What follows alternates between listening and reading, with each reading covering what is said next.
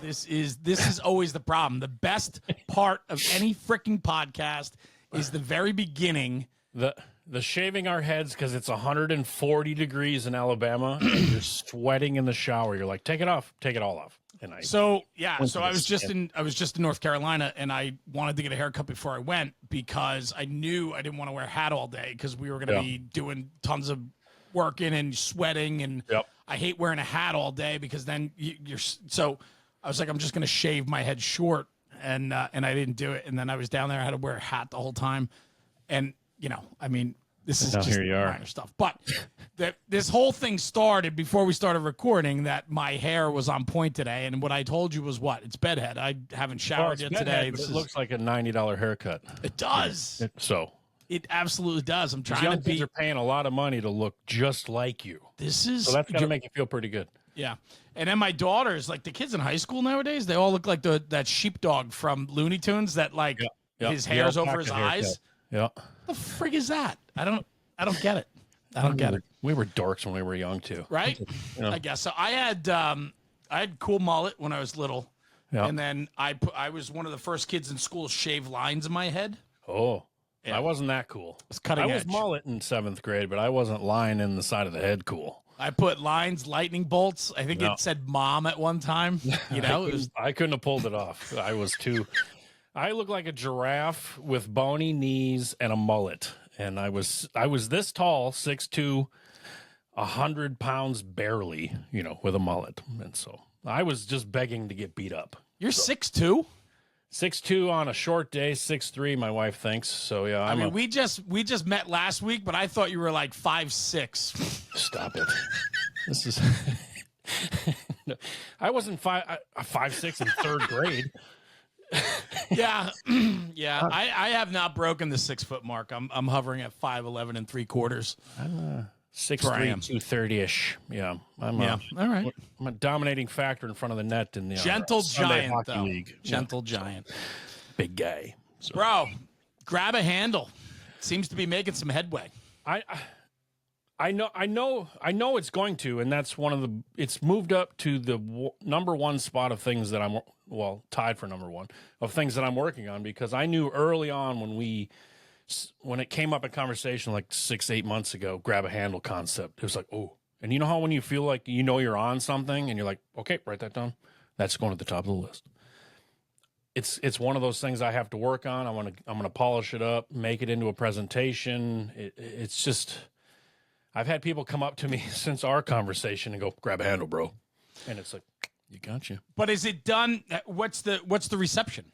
I mean, you're talking, because here's the thing, right? Like, for people that don't know, you were just on the podcast literally a week ago, and we had such a great conversation, and we really did hit it off in a lot of different ways, and we had a lot of good laughs, and I think this is, and I think you and I offset each other really well, and but I really enjoyed your message, and it was pretty powerful because it's so simple and straightforward, and so afterwards, after I published that episode, I got a tremendous amount of feedback. I just got another one this morning that I think I sent over to you and shared with you.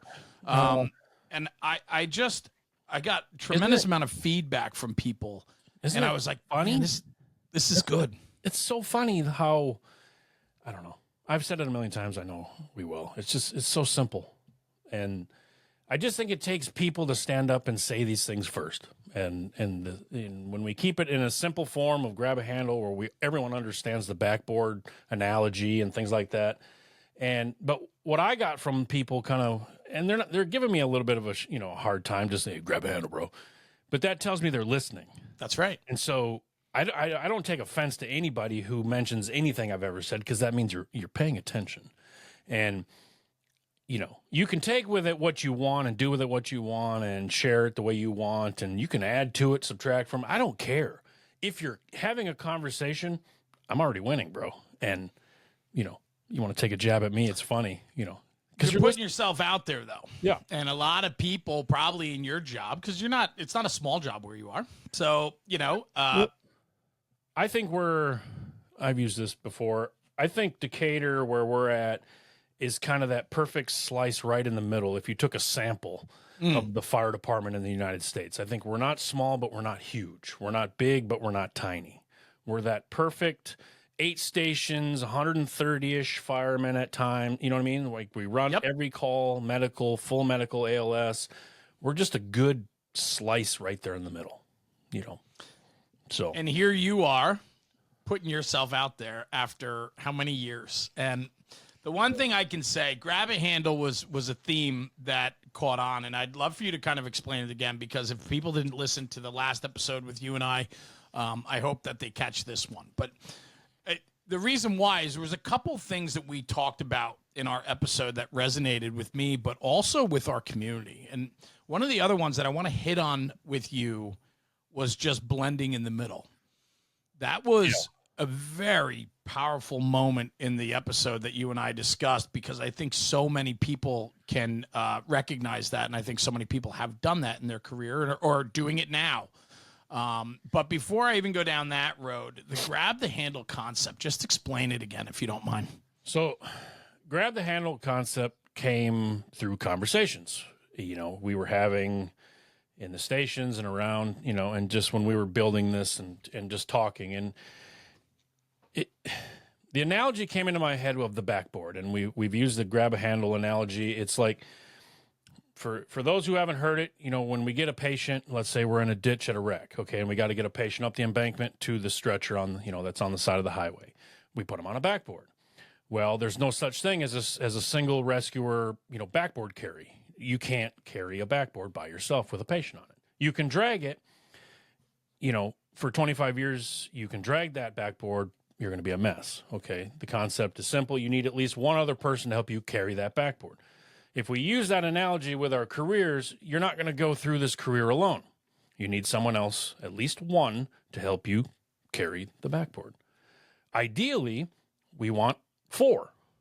Okay. We've been on scene many times where people are like, hey, grab a handle, everyone, we're moving a patient. And people will just drop what they're doing and they grab the nearest handle and we all lift at the same time.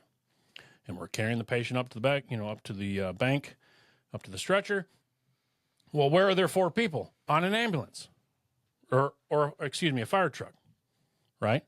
So your crew, if we start thinking of our crew, helps us manage our career. We're not alone. Grab a handle. I grab a handle on your career. You grab a handle on my career. We grab a handle on Tony's career. Tony's grabbing a handle on our career. We're helping each other through 25 years of just managing the stress, anxiety, PTSD, whatever the career, you know, whatever's in that career, we're helping each other carry it. It's very simple. And you can add and subtract and take away and add your own analogies to it. But the concept is just grab a handle. And what I love about that, right? It's so much deeper than just the mental health aspect. It's about everyone's career. Be a part of my career. Be part grab of grab a handle. And we can use this when it comes to fighting structure fires. When have you been on scene somewhere at a structure fire, and there's always seems to be one guy who just kind of stands around. And there's always something to do. There's always something that needs to be picked up, moved. Throw a ladder in a window. Help somebody drag a hose or work around the bend in the doorway. Like, there's always something to do. Grab a handle at a structure fire. We can use it there too. Yes. And that is why I think it resonated so well with so many people when you first shared that on our episode, because it fits the mantra of what the fire service is all about. And it's taking ownership, but it's not ownership just of your own shit. It's taking ownership in those around you. And you need to be an active participant. You need to care. You need to go all in on the people around you, and they need to do that for you. 100%. Instead of being individuals posturing tough guy syndrome and being like, I'm fine, you're fine, we're all big macho dudes. Been there. No feelings. Do it. I still do it. Yep. Instead of being like that, which doesn't work, and you get 20 some years in your career and we've got a long list of things that are going on, right? Instead, let's help each other. Let's manage. Let's not be so afraid to talk about it. Let's not be so afraid to grab a handle. It can be the simplest. we've all been pulling a hose through, a living room and going through the kitchen and, and you're hitting the pinch points and somebody, how when you're on the nozzle and you feel somebody all of a sudden grab a handle on that hose and you feel the slack come out of it. We can move. You have 12 more feet of hose. You're like, oh, because it's hot in here. I can't see. I'm in the fire, but I don't know where it's at. I'm trying to get to this, there's so much going on. And somebody 50 feet at the doorway grabbed a handle and said, you know what, I'm going to give Shimek that extra 50 feet because I can see he's pulling the shit out of that hose. These guys are working their ass off. Simple. You wouldn't watch your lieutenant be one of the two people on a backboard carrying a patient up an embankment on a highway. No, you'd run over and grab a handle. Yeah. At least good employees will. Because we have each other's backs. Yeah. Fitting in, knowing where you belong, knowing where you fit into the process. If we start at the beginning with these recruits and explain to them how we've been mismanaging careers and then we're going to try to change that, and here's one of the concepts. If we put that in their heads on day one, when they're lieutenants in 10, 15, 20 years, think of where we're going to be. Think of the better crews, the morale's going to be higher. They're going to be looking for ways to help each other. Setting our people up for success starts from day one. Yes. I even think it starts before day one. Volunteer or career, it doesn't matter. Doesn't matter. We need to paint a true expectation of what the job is. Yep. What our responsibilities are. And then that continues up through the academy, up through your company training and your company level and your responses and your brotherhood and all of that, right? But we need to do a better job setting the expectation up front. And I think the whole grab a handle concept can be used to talk about so many different aspects of the fire service and not just the mental health aspect. 100%. For sure. Yeah, I love that, brother. Ties into work ethic, mental health. You could get creative and tie it into everything. You can tie it into your marriage at home with your wife. Of course. It's so simple. Yeah, I think it's great. I think it's a great way. It's got a fantastic catch to it. And I think what you're going to build around that is exciting. And that's why, to be honest, that's why we've stayed in touch. I mean, you and I have talked every couple of days since we recorded. And I just caught your quick 10-minute on YouTube. And thank you for the kind words about our platform and so on and the conversation that we had. But I wanted to get you back because I truly had a lot of people reach out. I mean, people... Great. Usually I'll get DMs or messages. I mean, I have people call me on the phone, pretty wild. And you're one of the busiest guys I know. But I'll pick up, and that's important. And to be honest, I wouldn't have it any other way. And that is the absolute intent of what National Fire Radio stands for, is finding people that have something to share and letting them share it on our platform. We've created a community. Come share it here. And I find tremendous value in the conversation that you and I had. I think you have a lot to offer and a lot to share, and it comes through your own personal experience. But the thing with that is you weren't always that way. No, we talked about it. Yeah. But the reason why I say that is because it's not too late in your career to change course. I was thinking about that this morning. I woke up 3:30 in the morning, sat straight up, and my brain goes into you ever have those moments where you're outside of your body watching yourself give a talk about something, and you're watching yourself, but you're also thinking about what he's saying, but that's you. Does that make sense? Yes. You're in the crowd watching yourself give a talk, but you're also thinking about how the talk goes. And I was thinking about exactly what you just said, how it took me 20 years to kind of get to where I'm at now. And I think the first 10 is easily, you're so wrapped up in being the new guy, and there's a lot of new things are happening. And I think you almost can't count the first 10 years. I wish everyone would be just a senior fireman for 10 years. Don't promote if it's up to me. Just be a good fireman. Learn your job, just really get in deep, go to some training, which I failed, go to more training, go to these things, and just work on being a good fireman and understanding what's going on and where your place is. And, I don't know. It's just such a weird thing. And it took 20 years. It took a few people retiring to realize, oh shit, who's the help coming? We talked about that. And, some of this is based out of anxiety and fears. Is like, well, who's the guy now? As one of the senior guys, you have to be, the young 19-year-old kid is going to look at you and go, what do we do, Shimek? I'm like, I know, holy crap. Yeah, I mean, I've been vanilla for so long. I got to make a decision now. Yeah. And, it's a very scary thing when you realize that everybody's got their phones out and then they turn to go, what are you going to do? And, from the moment you walk in the door at 19, 20 years old, the citizens look to you as the guys with the answers. And, and you don't realize it till you get a little older and mature and, and you realize, oh God, we're the guys that are supposed to come here with the answers. Listen, that's the interesting part about the process though, right? Is because when you're young and finding your way, you always have somebody that you can point to. Yep. But at some point, the student becomes the teacher, and it happens overnight. Like, you don't see it happening. It just happens one day. And now all of a sudden you go from a place of being able to always lean on someone else to now people are leaning on you. Yep. It happens overnight. And that is part of what started all of this, is that anxiety of going, oh shit, right? I don't feel prepared enough for these things if they happen. And that fear has made me turn around, self-reflect on what I've been doing with myself for 20 years, where I went wrong. I'm okay now speaking about where I failed, because I'm hoping if I can say it, you can learn something from it. I love it. And make a better choice in year 6 and 7 of your career, so you're not me, and we're all just...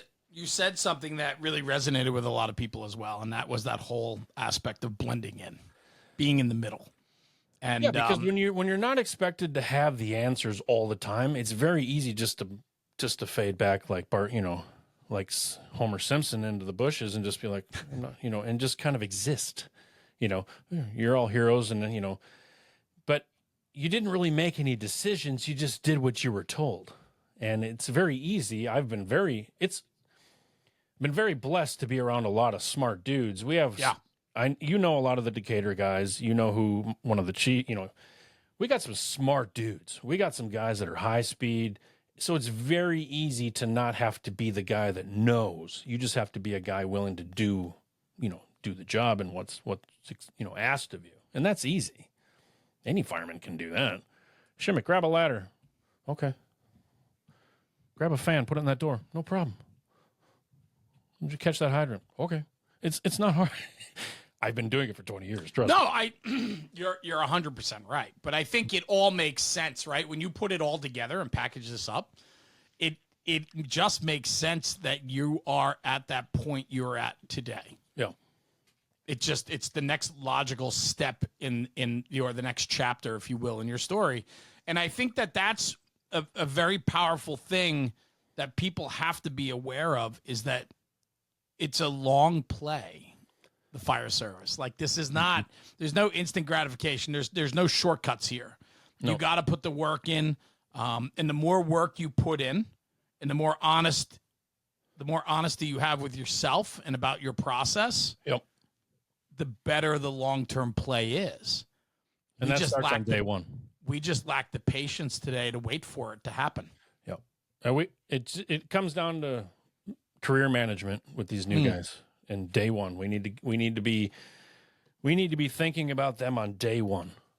Not just these guys are in recruit school and no, we're in their heads. We're right there with them, helping them through this process. We learn from mistakes, and what mistakes have we made? What are we going to try to fix? It's simple. On the peer support, mental health side, we've got all these things that didn't work. Let's fix them at day one. So yeah, I mean, it's exciting that we're having conversations today that have never been had before. And I think as we push forward, guys like yourself that are addressing some of these issues, putting it out there, putting yourself out there, allowing yourself to be vulnerable in some ways. I mean, grab a handle, Shimek, you're opening up criticism. Well, no, but you are, right? And you don't have to do that. Like, individuals don't have to do that. I don't have to tell you in my program that I sucked when I was young, right? Like, but that is how you resonate. That's how a message resonates, though, right? The humility People, I can only speak for myself, but I'm more drawn to people that just feel honest and genuine. Yes. And so you're probably going to get me to listen more if you start off with how I suck. Right. Let me tell you how I suck. Let me tell you how I suck. And hopefully someday I'm on a stage. I would love to be in front of 7,000 people, like a Dane Cook, but thinner, right? And just be first words out of my mouth. I'm going to tell you, let's spend 20 minutes talking about how I suck. You're going to get people go, oh, let's hear what this idiot has to say. You know what I mean?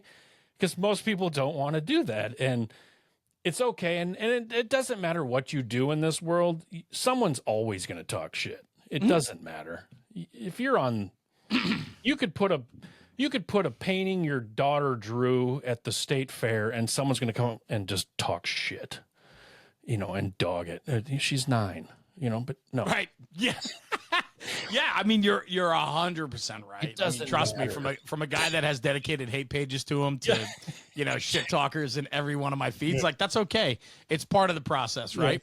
Yeah. It really is. It's what you do with that. I mean, for me, it's just fuel. It's gonna happen, but they're listening. They're paying attention, and so I don't know. It doesn't matter. Yeah.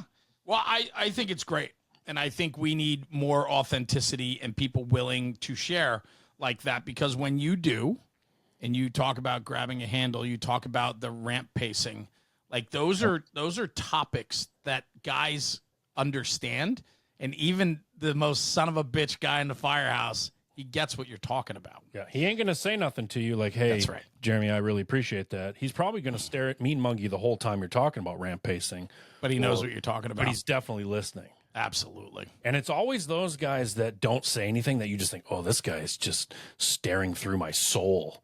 No, he's the one that you get this weird text of like 3 words, 2 days later, like, I appreciate that, man. Like, okay. Gary just took the time to text me. Right. The guy still has a flip phone and he's texting me. Vietnam. You know what I mean? And he's hard. No, People are afraid of this guy. And he texted me. Okay. When I speak, it's funny because I'll look in the room and you always find that group of guys that you're like, okay, that's going to be that's the challenging group. When I was in Arkansas, there was a group of hard hitters in the back. You just tell by the way they looked. And I was like, so during the break, I walk over and I go, you guys are the group in the room that, you're making me a little nervous. And they're like, nah, you're fine. Nah, you're fine. And I was like, yeah, well, I mean, you got to make sure that the message resonates. And he goes, listen, after your second or third fuck, we knew you were fine. Yeah. So I was like, all right, cool. People want honesty. Yeah. And that's why they're drawn to you. And hopefully me as well, is because we're just, I want to hear why you think you suck and what you messed up on. Yeah. I don't want to hear how you're the greatest fireman everyone's ever seen and you're the strongest and you can do 6 push-ups. I don't want to hear all that, right? I ran a mile in 17 minutes. No, nobody cares, Jeremy. I want to hear why. I want to hear when you felt so low because you thought you just sucked so bad that everyone died. I want to hear you be honest and talk about the time you went home after the worst call of your career and just broke down for 4 hours. And finally somebody had to come and just like pick you up and take you outside. That's the real shit. That's the things that people go, oh, and they're going to listen. They're going to listen to that story. That's the stuff that gets inside you, resonates, and helps push some of that smoke up and says, maybe I need to talk to somebody. Or maybe, they relate to these things. And if we're those guys, we're those guys. That's fine. Yeah, there's a lot there. And I think what's really fun about what you're doing is it's coming from a real sincere and authentic approach from just a regular dude. And I don't mean that in a bad way at all. I hope you really understand what I'm saying with that. That's a compliment? Yes, it's a big time compliment. Big time compliment, because it is. It's not for show. It's not for money. It's not for fame. It's just because you and I, we want people to hear these things that we're talking about. And when we talk to people, I want people to hear what they have to say. And if that helps you, that helps me. Yeah, I agree. I absolutely agree. I love it. And I got to ask, so since our episode, have you gotten any feedback other than just grab a handle? Not as much as you. I don't have as many followers. I get it. I think what I'm doing is I'm preparing videos for the future for people to go back and see. But I have gotten a lot in my circle here in Alabama, North Alabama. I've had a lot of feedback, and it's all positive, and Great. I've had a lot of really, really good conversations. So to me, I'm right on track. Yeah. I'm successful. I'm moving forward. Everything is great. Every once in a while, you'll send me a screenshot of a compliment from somebody reaching out to you, and that just like, fuck yeah. You know what I mean? Like, I don't need any more validation that we're on the right track. Yeah, and you said something to me the other day. We were chatting, and you said, that's where I want to be. And I was, talking about a place that was dealing with some issues, and you're like, man, if I could ever get there and have conversation, literally just have a cup of coffee on the front ramp, and if that can help in any way. And I think that is a big part of getting the conversation going. When the amount of travel I get to do, a lot of the conversations, it's not so much firefighting, it's more culture, it's more leadership, it's more seeking information, it's seeking this, looking for that, not getting this.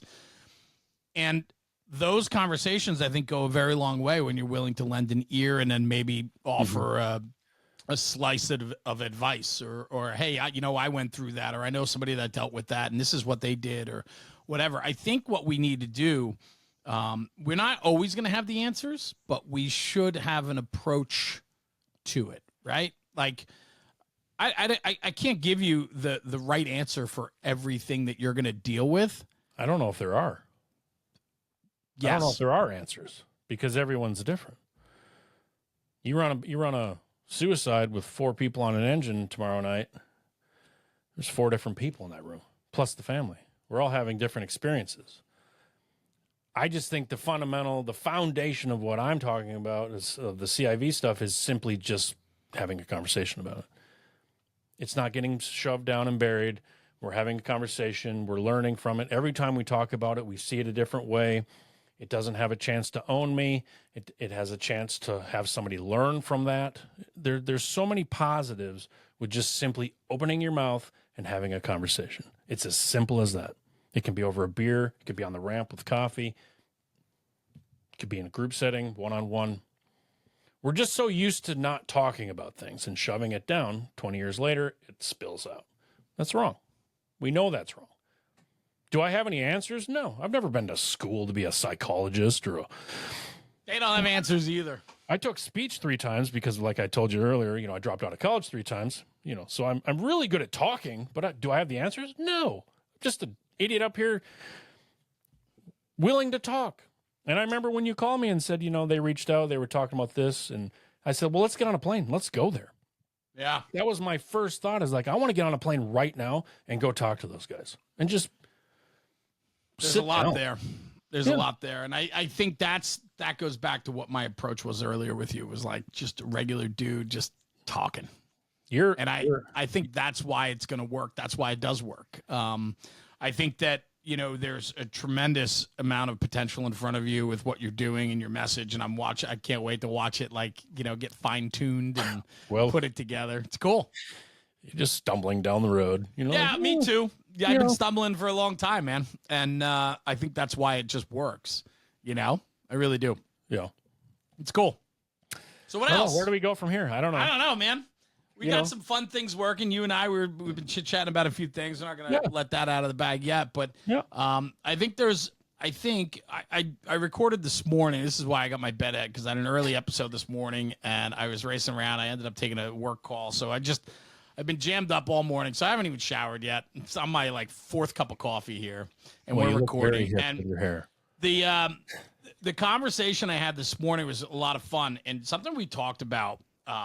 And I'd love to get your feedback on this. Let's do it. Because we kind of hit on it a little bit, but mentorship, but allowing yourself to be mentored. We just said before while we were talking, blending in for so long, and then all of a sudden one day you're the senior guy in the engine, and now people are looking at you for information, and you become, before you know it, you're mentoring without even wanting to be a mentor. You are a mentor. But you have to allow yourself to be mentored. I talked about early on in my fire service days of I knew everything. I couldn't be told. I didn't need a mentor because I just knew it all. And only through my time and experience have I come to value and understand the importance of other people in your life and how they can help guide you and make you better than where you are right now. And I am so appreciative that I figured that out. It might have taken me 25 years to figure it out, but I figured it out. And now I have an incredible group around me that lift me up in life, as a father, as a husband, as a firefighter, as a business owner, all of it, right? Sure. Mentorship.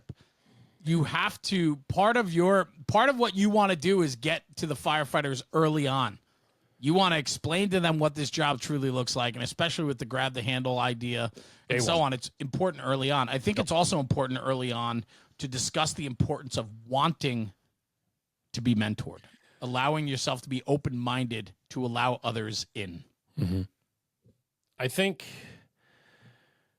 one thing jumps in my mind when you say that is that in the 20 years I've been surrounded by really good lieutenants. Okay. I'm not going to name them, but there's at least a dozen. Okay. But when it comes to mentoring, I don't think we were mentoring. I wasn't mentored. I think I was just kind of led and shown the way a little bit. But when it came to what I consider mentoring, I don't think that was happening. And I think that's one of the things that we're realizing is that we need to go back and double down on what we call mentoring. Break that down, though. What distinguishes the difference between just being influenced versus being a mentor? I don't want to go to work. I'm on shift tomorrow for 48. I don't want to just go to work and do my job and hope that 20-year-old is watching and just taking notes. I need to get in the mindset of knowing that not only is he watching how I'm acting and what I'm doing, but I also have to go back and explain these things and help him understand why we do these things. Why do you park the truck a certain way on the interstate? Or why did I do that? Why is my head always on a swivel, at a wreck? Well, it's because people aren't paying attention. Or, I don't think we don't do a good enough job explaining. We had some really rough and tough lieutenants going in and eating smoke and fighting fire, and these were some bad dudes, but I don't think they mentored us to be ready to be in their shoes. Does that make sense?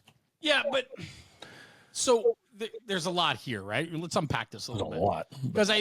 Because I think like the rough and tumble guys that come from a different time and generation, if you will, that was their way. I think today mentorship looks different than it did yesterday, only because people are different. And that's what I'm trying to say. If you want to connect, you have to connect on the individual's level and not just this is how it's done. So you have to be, today more personable, more explanatory, more in tune. Whereas years ago, you could be mentored by those rough and tumble guys. It just didn't come across the way you envision it coming across today. You're wording it way better than I did. Yes. I want to make sure we're on the same page, right? 100%. Because 100%. Yeah. One of my first lieutenants, he was Vietnam veteran. Okay. You get back from a bad call, you didn't go up to him and have a conversation about things. He was just the guy, you know what I mean? He was a rough and tough dude. So if you had a question about how this works or why do we do it this way, or you weren't going to him for that answer. But when it came time to work, you just do what you're told. You follow the lead. You're expected to work. You're expected to know where to, which way to turn, how the truck works. You're just expected to know all these things. And if you don't, you're going to get yelled at. But to me, right, that is so critical in your development as a firefighter, because you're watching this guy who's a lot of times larger than life. Mm-hmm. And when he takes a knee, you take a knee. When he masks up, you mask up, right? Yep. Like he might not be telling you why or when, but you do by watching. Yep. And then you learn, okay, he's taking a knee here. He's positioning himself on this corner here. He put the line, he wants the line in this spot. and you kind of connect the dots. And I think that there is setting the tempo and the expectation and not having to like over explain it, because I'll be honest with you, it is frustrating some days today that we have to explain more than we've ever had to explain before. But that's the generation needing and wanting explanation. Like my 30-year-old son, his millennial generation, they appreciate constructive criticism. They appreciate direction and instruction. They want to know expectations. They want to be clearly told what is expected of them so that they can perform at top level. But we have to do more groundwork today to explain that to them, where years ago it was kind of like, just watch, you'll learn. Yeah. You know what I'm saying? Absolutely. I think we have to just add another side, which is the connection. You know, when you grab a handle on a backboard, you're becoming part of the process, right? You're helping get the backboard up to the stretcher. Okay. You don't need to be told why we're doing this. You're grabbing a handle. Okay. But when it comes to the other stuff that comes from grabbing the handle, like the mental health stuff and I think we need to have better connections where we can have more conversations about these things. And so that's just part of, in my mind, that's part of the mentoring is making it okay for a 20-year-old to go up, to a 47-year-old guy and go, hey, does it bother you when this happens? Or, and just being able to be a little vulnerable and less rough and tough, and to go, okay, let's back it down a little bit and let's talk about it. It's fine. We constantly make these new guys think that it's just them. And it happened to me, and I don't want it to happen to the guys that are graduating. You mean like feeling like you're isolated or on an island by yourself? Yeah, because then you go pace the ramp. And you think it's just you. Everyone else is sleeping, having a good time.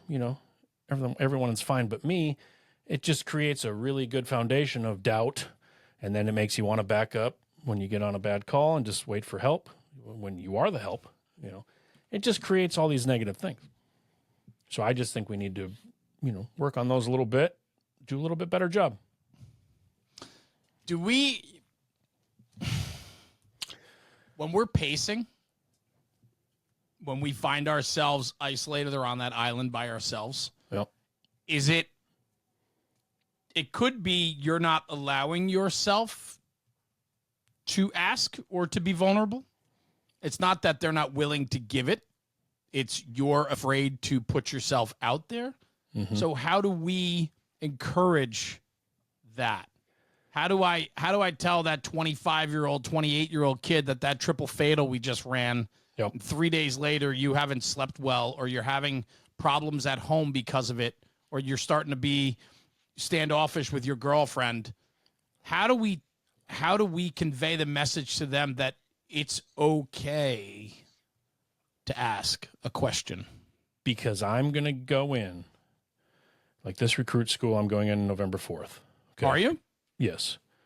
Before they hit the floor, I love this. Before they hit the floor, they will have an intro to CIV, right? The conversation will be started before they have day one. Okay.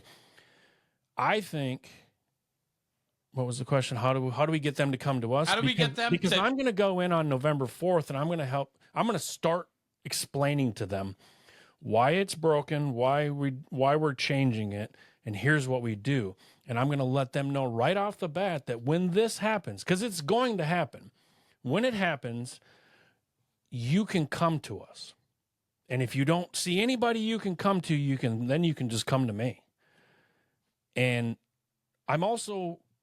we're also talking amongst ourselves, this, the veteran guys, anywhere from year 1 to year 25, they're understanding that they have to do a better job turning around and looking at the guys behind them. So it's a group effort. But these new guys that are hitting the floor November 4th, they're going to already understand that when it comes time and they feel something or they want to talk about something, if they don't see anybody willing to talk, if they all went to bed and they're pacing the ramp and they realize, oh shit, I'm pacing a ramp, call Shimek. Or call your lieutenant or whoever you've become friends with. And I think it starts day one with these guys, explaining when it happens, It's okay to reach out. I think then we need to educate the older, because the younger kids aren't going to be afraid to reach out, because that's this generation. I mean, I look at like how my children are not afraid to ask me a question. Yep. And it's like, I would have never have said that to my parents, right? Like I would have never said that in the firehouse. And these kids today don't have any trepidation in asking questions, because that's who they are. That's this generation, right? So we then have to educate the people that are going to answer them, how to answer them. And it's not shut up, kid, and deal with it. When the new guy is pacing the ramp at 3 a.m, okay, we run a bad wreck, fatalities. We get back at 3 a.m. I'm going to go, what's the new guy doing? Oh, he doesn't seem to be going to bed. He's probably in his head a little bit, right? We're going to keep an eye on him. What's he doing? Does he come back to bed? Did he not? It's everyone's responsibility. But but you're taking on that willingness to care. Like this is where you have to be all in on your people, right? Because if you don't give a crap, you don't care if the guy's up pacing you, because no, I'm going to bed. You know what I'm saying? Like, that's what we're trying to fix. 100%. Because if you don't care, then why are you even, number one, why are you here? Well, okay. Because if you don't care about the guys on the truck, you don't care about each other and the brotherhood, then how are you supposed to care about any of the patients? But you know that exists. Absolutely. Yeah. Yeah. And it's horrible, and we got to fix that. But hell yeah. I couldn't agree with you more. Yeah. It's, we got to start too is realizing we got to take care of ourselves first. And then we've got to take care of each other, grab a handle on, your career, my career. But it all ties into just not being afraid to have these conversations. It all comes back to conversation. It's you know what I'm doing. You know what I'm doing here, right? I'm pushing you because I see so much value in this conversation, and that it's so needed, that I want you to really consider all these different aspects of it, because I think that's how the message gets clearly defined. So when you go teach this and talk about it, you take into consideration that there are guys. I mean, the conversation I had today, the guy was like, oh, talking about this and that. And I go, yeah, but man, you come from a 600 guy department. Yeah. What about the kid that's in a small rural fire department with the same 3 guys on that engine, and the department only has 24 people? Or the volunteer firehouse that has the same 6 guys running that engine company 24 hours a day for their community. Yep. They don't have as many options, right? Or they're going to be stuck with people that just don't care outside of their own bubble, right? People, listen, fire service is like any other career, man. We like to think that everybody's a brother or a sister. Yep. We like to think that everybody's in it for the right reasons. I can promise you, I know a very long list of people that could give 2 shits about the guy they're sitting next to. Absolutely. Unfortunately, that's reality. It's part of it. That's the world we live in. But I think you're right that you can change that conversation by starting up front and in the beginning and setting expectations and telling people it's okay and getting the conversation going. You wouldn't build a house and then 20 years later go, well, we need to do a better job with the foundation. You start at the foundation. Correct. The foundation is what they're doing right now. They're in school today. November 4th, they're going to get a little talk from me about here's who I am, here's what we're doing, here's what the city is trying to fix. It's the foundation. You're not going to want to go back 20 years later and try to fix it. That's what I'm doing with myself and some of the other, but if the foundation is better, then what we build on top of that is a better driver, a better lieutenant, better chief. It's all built on top of that foundation of having just a different approach to this thing. This is a different generation. Times have changed. It's okay. Firefighters are doing what is our job? 97% EMS, if we're being honest. I mean, hell, I've told the story many times. I was in recruit school. Never dawned on me I'd go to a hanging. I'm training to be a fireman. Well, and that's part of that upfront conversation, expectations, what we expect from you and what this job actually is versus what we paint it to be. Mm-hmm. And with those medical calls comes thoughts and feelings and emotions and experiences. And, well, what do you do with all that? We don't talk about it. So, love it. I don't know. It all comes back to conversation. It's almost genius. I almost look really smart when I came up with conversation as ventilation. It's in the title. I think you fooled me. I'm in, man. I bought in on this. I dropped out of community college 3 times. I am not an intelligent man, but I look really smart right now. With the conversation is ventilation. I get it, bro. And Danny gets a lot of credit. I'm that guy too. I think what's fun, and this is what I said to you our first time we recorded, was I've talked to a lot of mental health people. I've talked to a lot of accredited institutions and doctors and therapists and how we deal with PTSD and all these things with firefighters. The conversation with you is very different because it's coming from the trenches, and it's literally having a cup of coffee. It's literally grabbing a handle. It's and that's as simple as it needs to be, especially in the upfront. Yeah, firemen don't want to. We're not impressed with your degrees and your tie and your fancy. Look at this prick. He's coming in here to talk about feelings. Do you wear ties? I don't wear ties anymore. Not unless I have to, but yeah, I don't. Because we're blue collar guys. We're rough and tough, and I don't trust anybody who doesn't swear once in a while. You're not. Just come in here and be real with me. And one of those things, like we talked about earlier, is like, just tell me where you fucked up.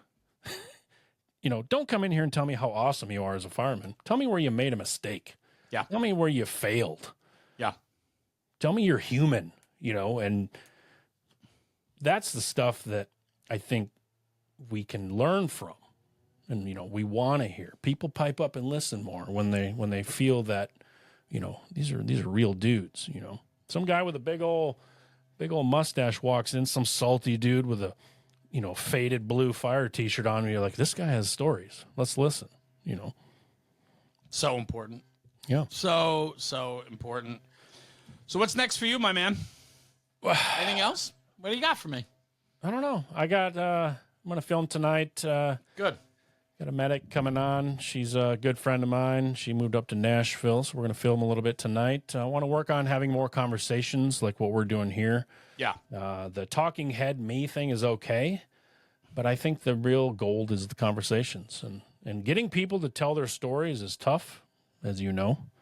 So I think you have a way to do it, though. And I also think that it doesn't need to be long and drawn out. I think short and precise, or short and heart deep is the way to go. Yeah. I agree. But listen, man, like I said, the first time we met and so on, I just think that you have something very special. So I'm certainly going to keep you close, and you and I will have many, many ramp pace conversations and so on. But I'm looking forward to doing some more with you for sure. Me too. I think that you have a great message and a great way about you, and whatever I can do to have that message be heard. And if it's cool, podcast or face to face or groups or solos, or it just feels what I should be doing right now. And how do people find you if they want to send you a message or shoot? Yeah, how do they get a hold of you? I have a Facebook page, of course. Conversations Ventilation. So search that. I always post anytime I put up a new video. I'll put it on Facebook, and you can get to me through there. Message me through there. Love it. And all my videos are on YouTube, of course. So Conversation is Ventilation, and we're just pushing forward, talking, having a good time. Love it. Well, my man, thank you.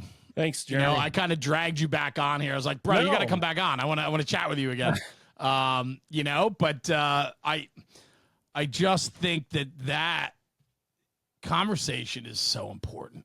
And I'm finding that it's harder and harder to have conversations with people because they just continue to keep their heads down instead of picking their heads up.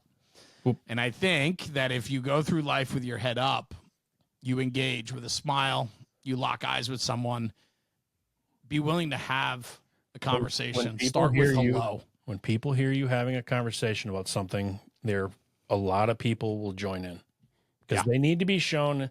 They just need to feel safe. They need to feel less vulnerable because you're already being vulnerable. It's just lead cow. Chief called me lead cow. Be the first cow to go through the gate.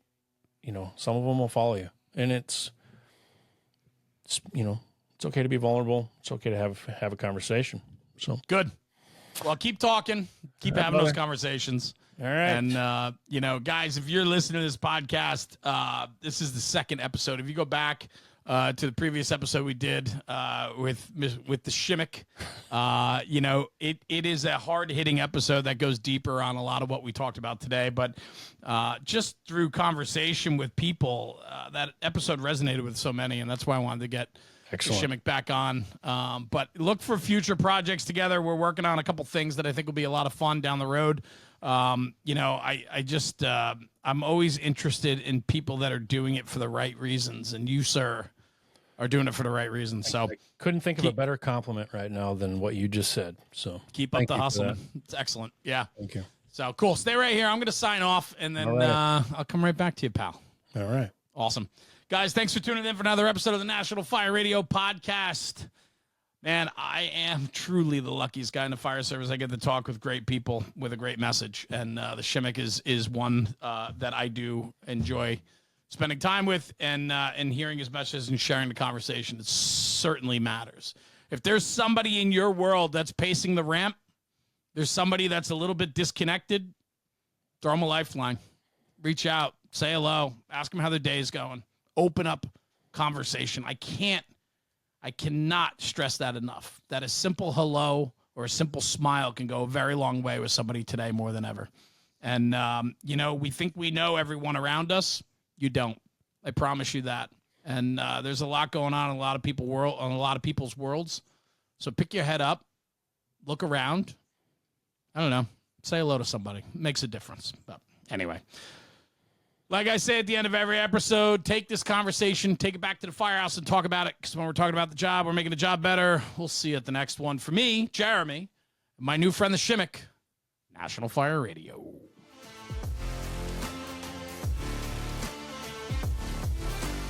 National Fire Radio.